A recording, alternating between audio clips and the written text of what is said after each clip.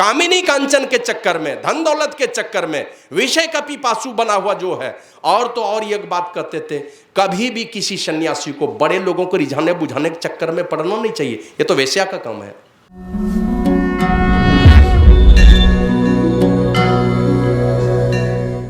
एक कदम रखेंगे करोड़ों यज्ञ के समान, आपको आप पुण्य के भागीदार बनेंगे। तो वो जैसे ही गुरु अंगद देव जी महाराज के सामने में अमरदास जी जैसे ही गए तो कहते बंदा कह करके स्वीकार कर लीजिए। और उम्र कितनी थी उनकी, अमरदास की 90 वर्ष, 90 वर्ष उनकी उम्र थी। और उनके समधी कम ही उम्र के थे, ये थे 90 वर्ष के, और अपने कम उम्र के समधी को अपना गुरु बनाया। और सोच लीजिए गुरु जी गए, उस उम्र में भी कैसा पुरुषार्थ था।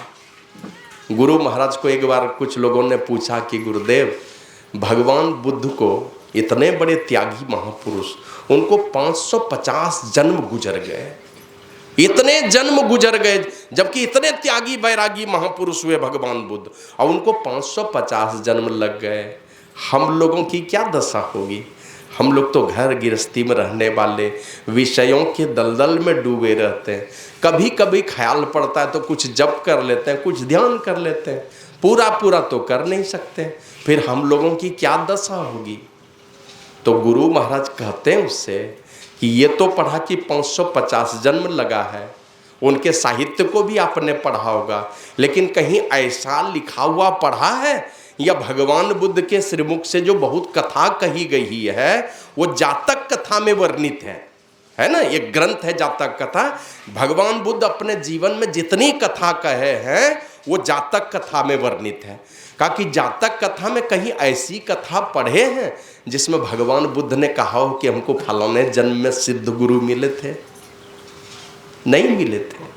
अपने मेहनत से चलते चलते चलते 550 जन्म उनको लगे, 551 जन्म में मुक्ति मिली, और सबरी को 3 जन्म में।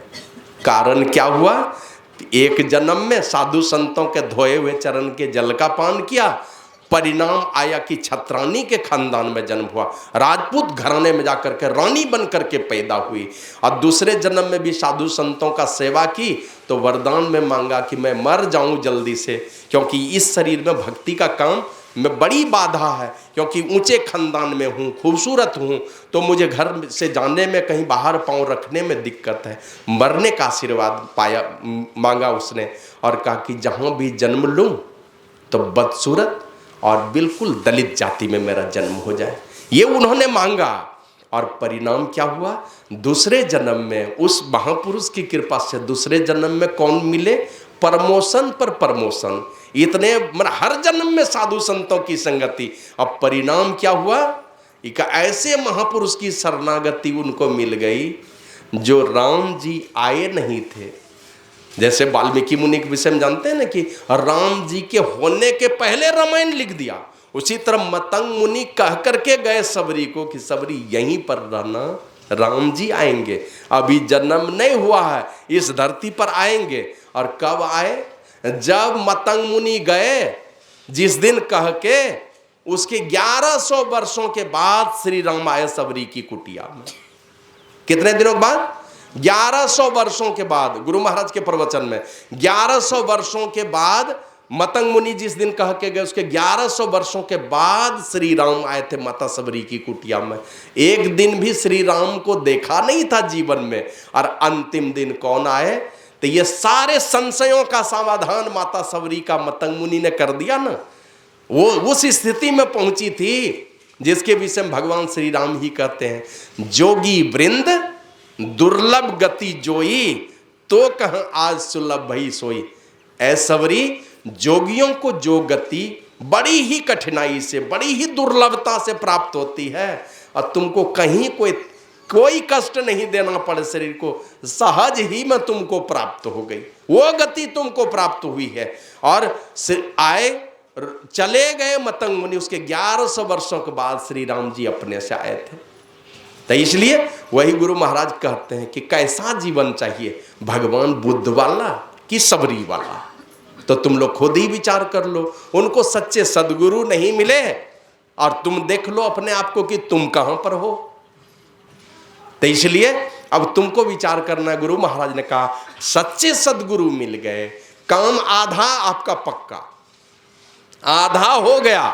सच्चे सदगुरु मिले, काम आधा बना, और शेष जो आधा है वो तुम्हारे ऊपर निर्भर करता है कि भगवान बुद्ध की गति में चलना है कि सबरी की गति में चलना है। जिस गति में तुम ले जाओगे बस वो तुम्हारे ऊपर निर्भर करता है। आधा तो काम बन गया जिस दिन सच्चे सदगुरु मिले, और आधे के लिए अब तुमको निर्णय करना पड़ेगा कि कौन सी चाल चलनी है। हमको सबरी वाला जीवन चाहिए कि भगवान बुद्ध वाला जीवन चाहिए, और नहीं तो यहाँ ऐसे ऐसे भी लोग हुए, जन्म जन्म मुनि जतन कराही, अंत राम कहीं आवत नहीं।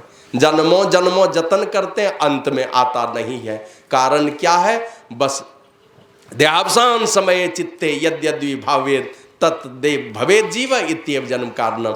देह त्याग के समय चित्त में जो जो भावनाएं जीव करता है वही वही वह होता है, यही जन्म का कारण है।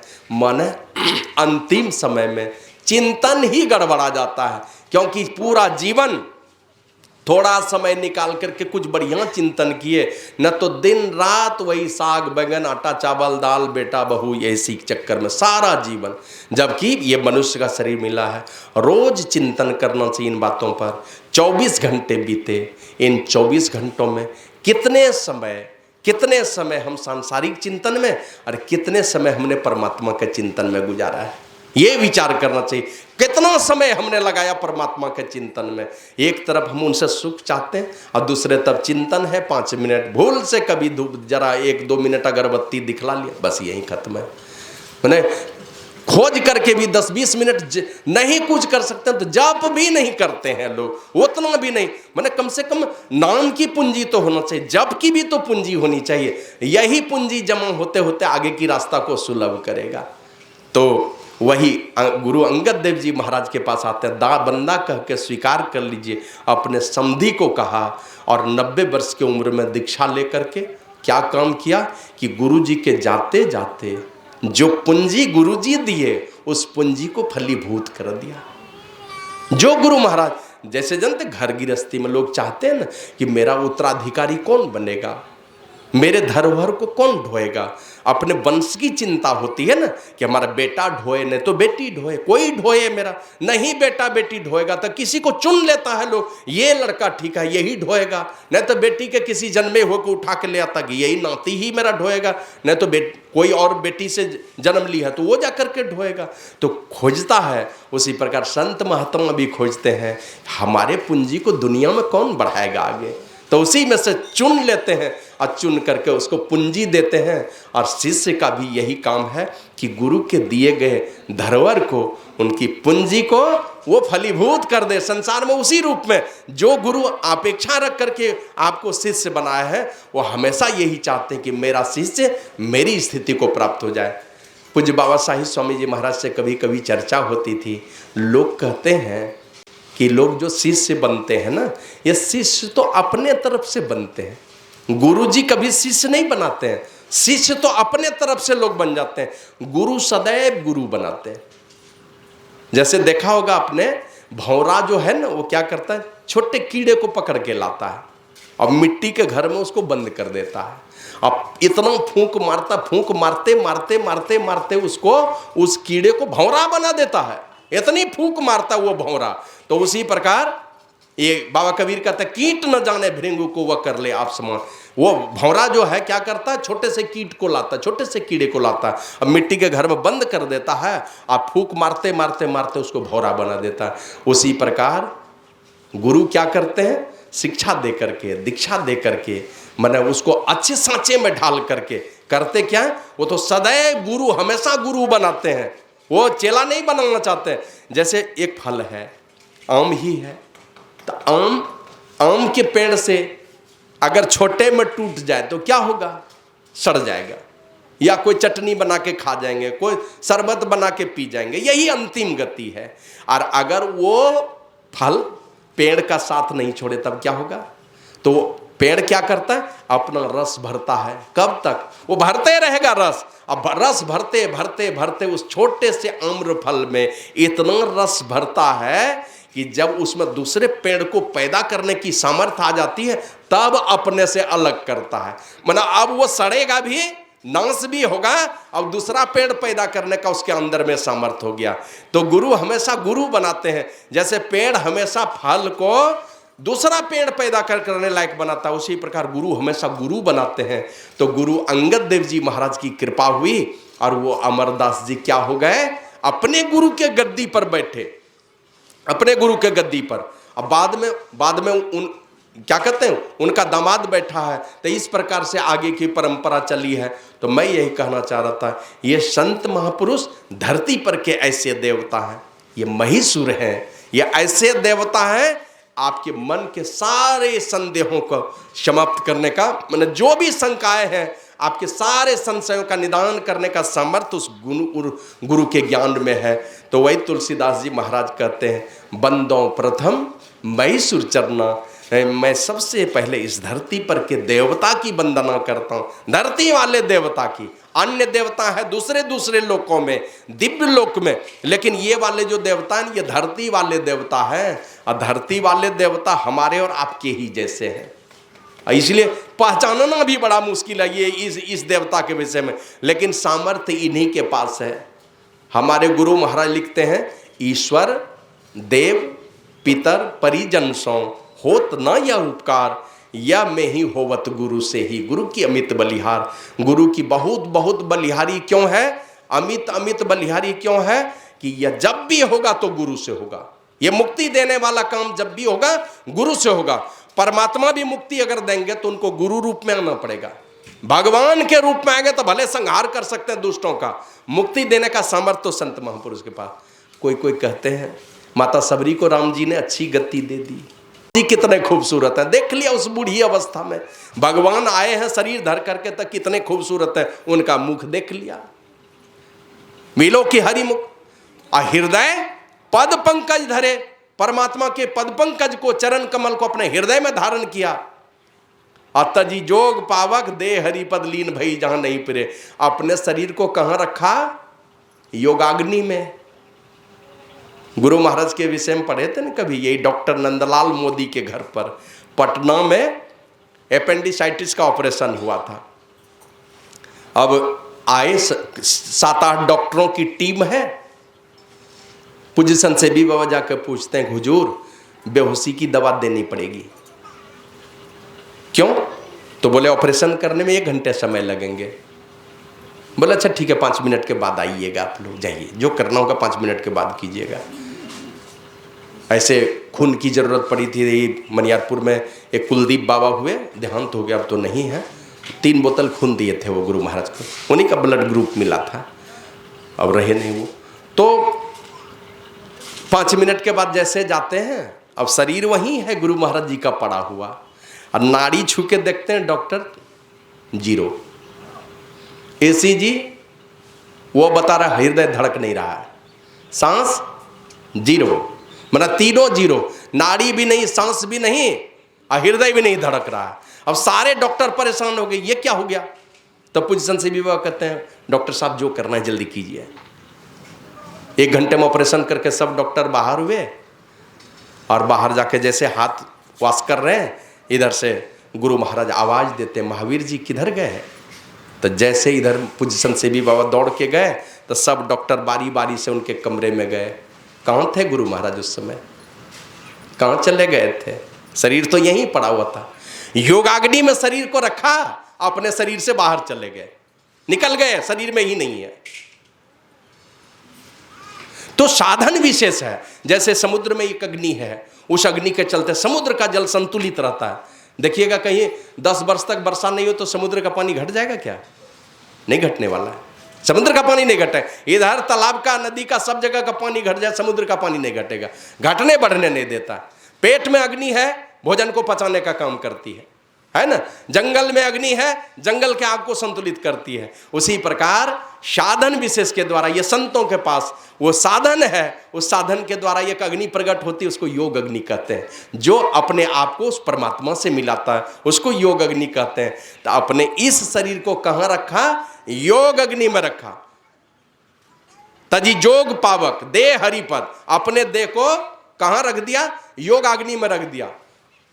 लीन भई जहां नहीं फिरे, हरिपद लीन भई जहां नहीं फिरे, परमात्मा के उस पद में चली गई जहां से लौटना ही नहीं पड़ता, काम खत्म। बस गुरु जी कह दिए थे कि बेटी तुम यही रहना, राम जी आएंगे और अभी तुम्हारी आवश्यकता है। अगर गुरु चाहिए योग्य तो शिष्य भी चरित्रवान चाहिए, है ना। नहीं तो जब तक कामिनी कांचन के चक्कर में पड़ा हुआ कोई भी लोग धर्म का प्रचार नहीं कर सकता। करेगा आडंबर होगा, पाखंड होगा, कामिनी और कांचन के चक्कर में पड़ा हुआ कभी भी वो धर्म का प्रचार नहीं कर सकता। इसलिए रामकृष्ण परमहंस के विषय में एक दिन मैं पढ़ रहा था, वो कहते थे, माते मेरे पास किसी ऐसे कामी पुरुष को नहीं भेजना, ऐसे किसी विषयी पुरुष को नहीं भेजना जो मुझसे गप करने के लिए आए। कोई विषयी पुरुष मेरे पास नहीं आए, क्योंकि कोई विषयी पुरुष मुझसे गप करता है तो मेरा मुंह जलने लगता है, जिह्वा में जलन होने लगती है अगर मैं उनसे बात करता हूं। और किसी विषयी पुरुष को नहीं भेजना मेरे पास माते कि कोई मेरा चरण छू दे, नहीं तो पूरे शरीर में आग लग जाती है हमको। यही कहते थे, नहीं भेजना। कामिनी कांचन के चक्कर में, धन दौलत के चक्कर में, विषय का पिपासु बना हुआ जो है। और तो और एक बात कहते थे, कभी भी किसी सन्यासी को बड़े लोगों को रिझाने बुझाने के चक्कर में पड़ना नहीं चाहिए। ये तो वेश्या का काम है।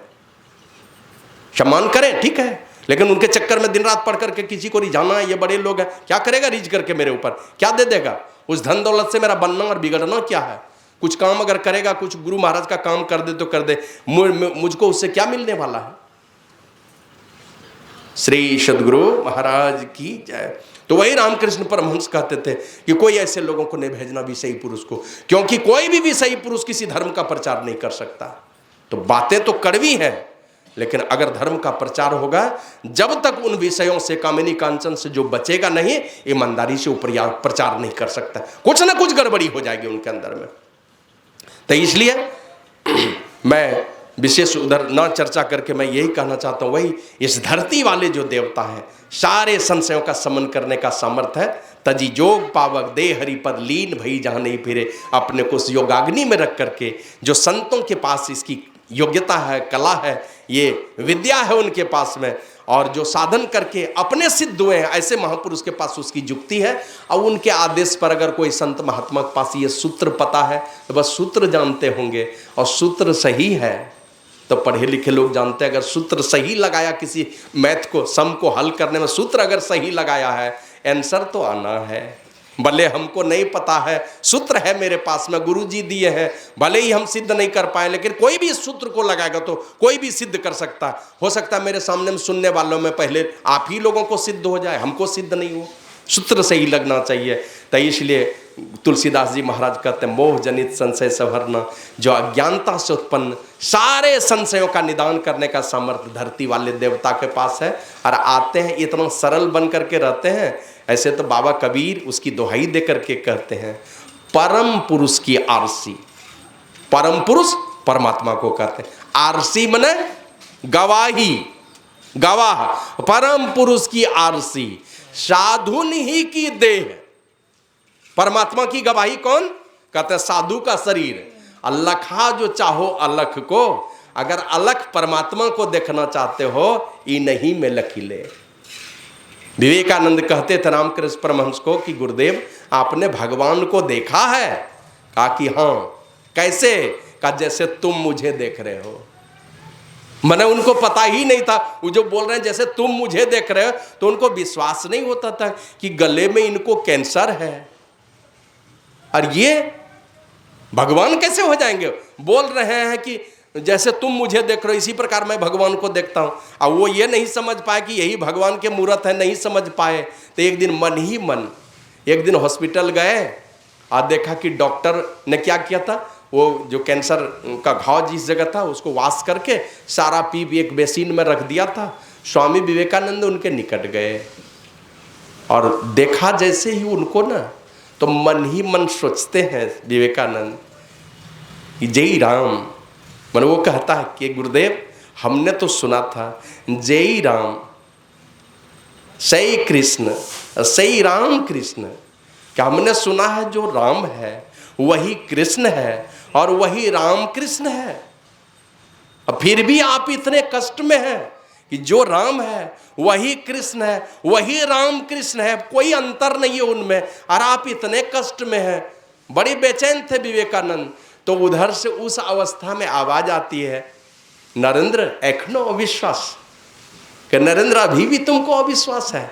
माने ये मन ही मन सोच रहे हैं कि जो राम है वही कृष्ण है, वही राम कृष्ण है। आई इनको मन में संदेह हो रहा है, तो रामकृष्ण परमहंस के श्रीमुख से आवाज आती है, नरेंद्र एखनो अविश्वास, अभी भी तुमको अविश्वास है, माने अब तक तुमको विश्वास नहीं हो पाया इस बात का। तो ये जो धरती वाले देवता हैं, ये इतने साधारण वेश में रहते हैं कि इसकी पहचान नहीं होती है। तुलसीदास जी महाराज कहते हैं यही धरती वाले देवता हैं संत पुरुष, जो आपके सारे संशयों का शमन कर सकते हैं। फिर आगे कहते हैं, सुजन समाज सकल गुण खानी, सारे गुणों के खान है ये सुजन समाज। सुजन मन सुंदर लोग। सुंदर कौन? तो माता सबरी के प्रसंग को माता सबरी बार बार कहती न, कही विधि स्तुति करो तुम्हारी, अधम जाति में जड़मती भारी। बहुत लोग कहते न जूठे बेर खिला दिए माता सबरी ने। आप खाएंगे अगर कोई भक्त खिला दे तो? कोई नहीं खाएंगे। जूठा अगर दे दे तो? लेकिन आप लोग ईमानदारी से बोलिए, माँ एक बार हपक करके आधा खा के अगर दे दे बेटे को बेटी को, तो खाएगी कि नहीं? खाएंगे ना। माँ का अगर दिया हुआ है तो माँ अगर आधा अपने मुंह से काट करके अगर दे दे बेटे को बेटी को, तो खा लेगा, जबकि उसमें थूक लगा हुआ, लार लगा हुआ, फिर भी खा लेगा।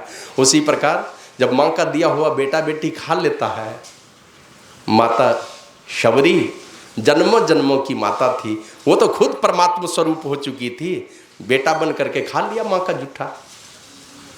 और तब वो खिला करके पूछती है, कई विधि स्तुति करो तुम्हारे, हे राम तुम बता दो ना किस तरह से तुम गदगद होगे, कैसे खुश होगे, तुम किस चीज से खुश होगे जो तुम उनका भला करोगे।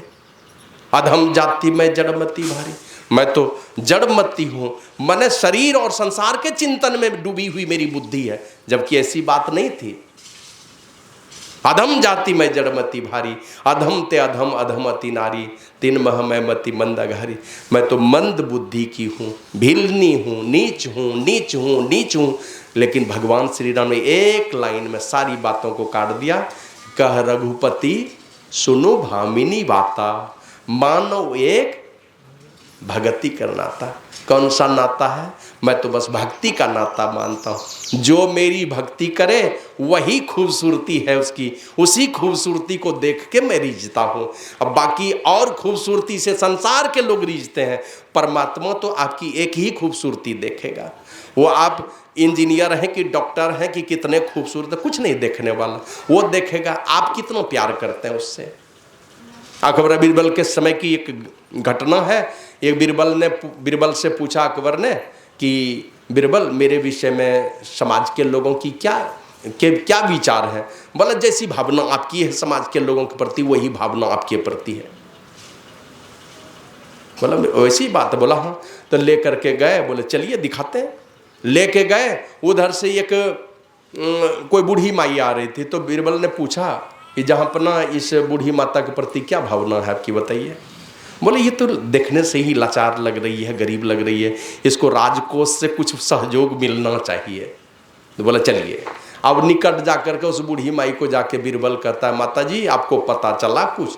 अकबर मर गया। अब इतना कहना तक वो फुट फुट करके रोने लगी। ये तो अच्छा नहीं हुआ, मेरी आयु लग जाती, मेरी उम्र लग जाती। वो तो बड़ा अच्छा आदमी था, गरीब आदमी का भला करता था। ये वो अपनी भावना बोल दी। लेकिन थोड़े दूर जाने के बाद तब एक लकड़हारा मिला, उसको कहता है इस लकड़हारे के प्रति आपकी क्या भावना है?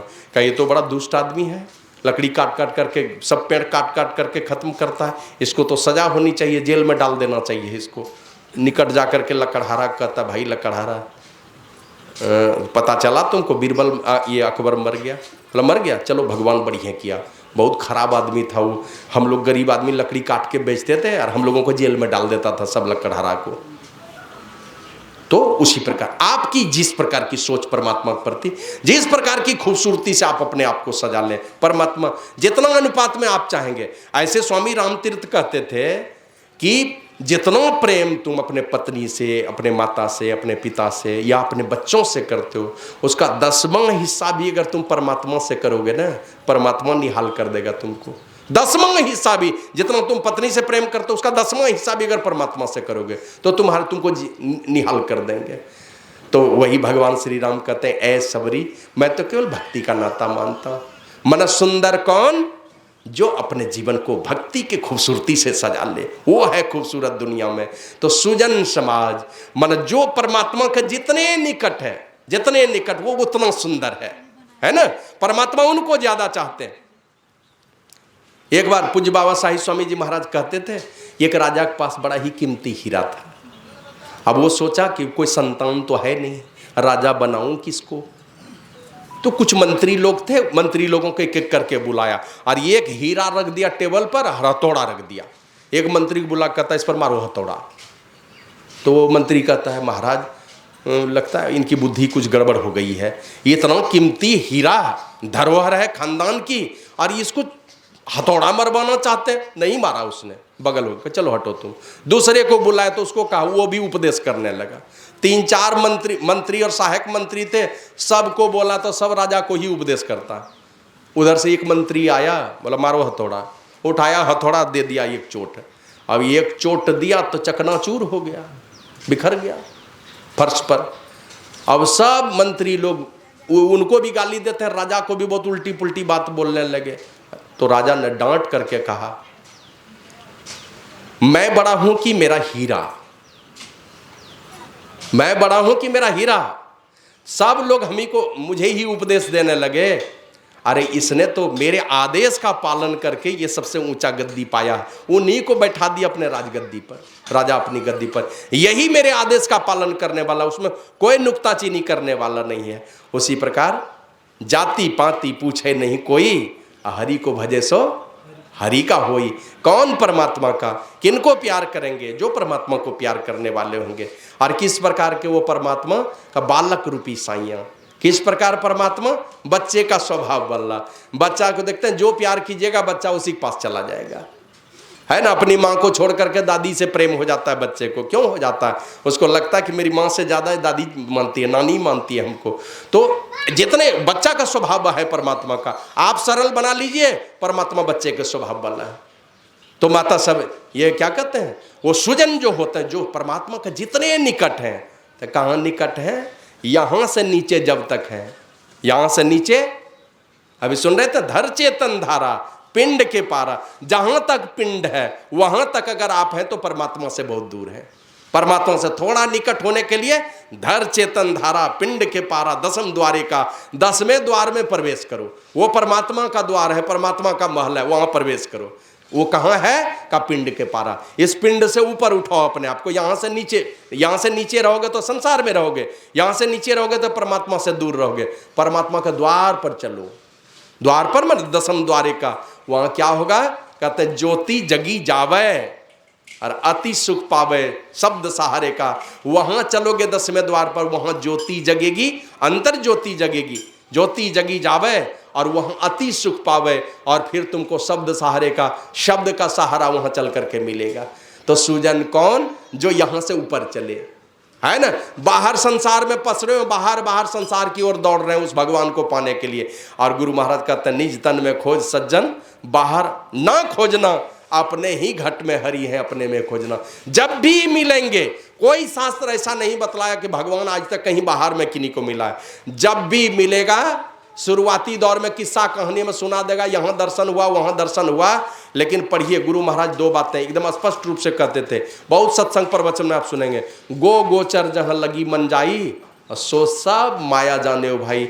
तुम्हारे मन सहित ये 14 इंद्रियां जहां तक जाए, सुने, सोचे, विचारे, देखे, विचार करे, सब माया है। ये परमात्मा नहीं है, ये निर्माया नहीं है। परमात्मा फिर कहाँ है?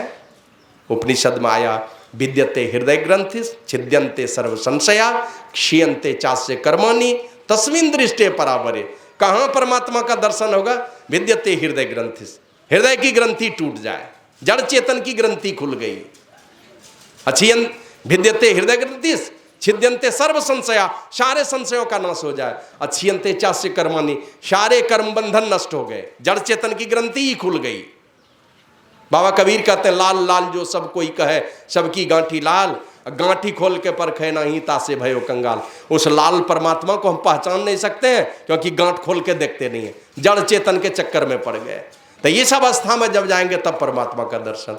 तो सुजन समाज, सुजन मने सुंदर जन, सुंदर जन मने परमात्मा का भक्त जन या साधु जन कहिए या उसको संत जन भी कहिए। तो सुजन समाज शकल गुण खानी, मैंने सारे गुणों के पार चल उस अपरंपार परमात्मा के पद में प्रतिष्ठित हो जाते हैं। और हम लोग तमोगुण से प्रभावित होते हैं तो रोते हैं, उल्टे पुल्टे विचार होंगे तो हमेशा बेचैन रहेंगे, और चंचल विचार रहेंगे रजोगुण में तो उसमें भी परेशान रहते हैं। शतोगुण रहता, शतोगुणी वृत्ति रहती है तो थोड़ा बढ़िया विचार रहता है, थोड़ा सुख शांति का अंदर से एहसास होता है। और नहीं तो तमोगुण और रजोगुण में दिन रात दौड़ते रहते हैं लोग।